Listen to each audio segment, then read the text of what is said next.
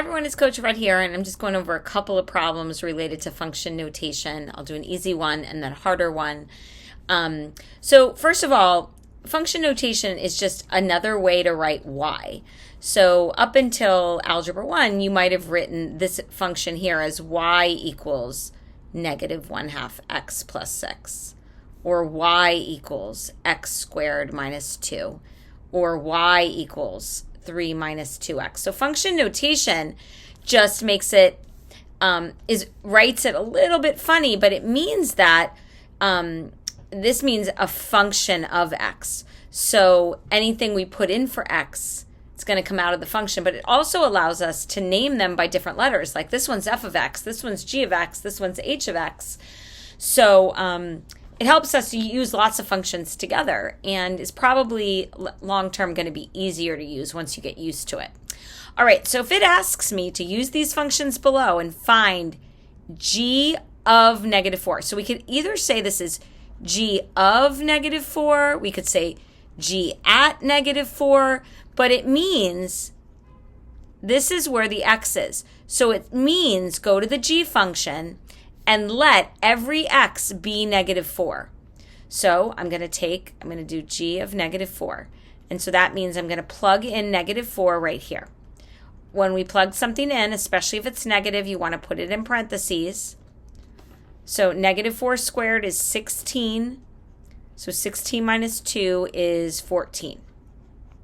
So g of -4 equals 14. And I think it is also important to know that that actually represents the ordered pair, x of -4, y of 14. That's what that represents, so that you can kind of understand what's happening here.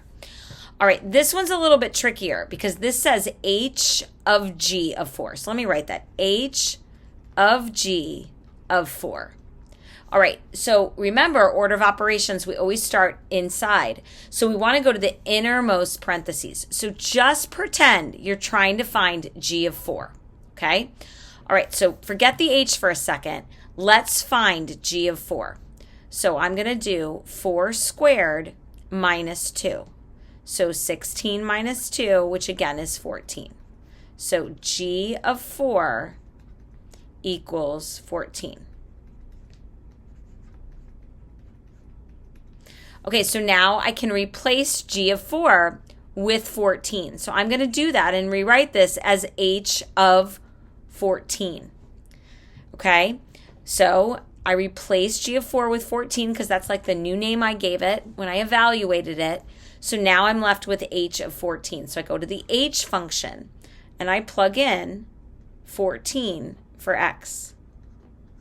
So I get 3 minus 28, which is going to give me -25.